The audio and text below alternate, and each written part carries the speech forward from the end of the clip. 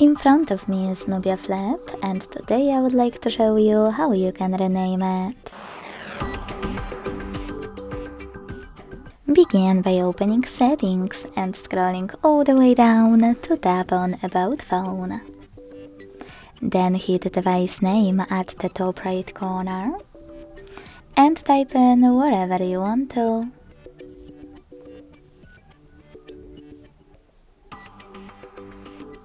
When you finish, hit save over here and wait. As you can see, after a couple of seconds, the name of my device has changed. Thanks so much for watching. If you enjoyed this video, leave a like, comment and subscribe. Bye!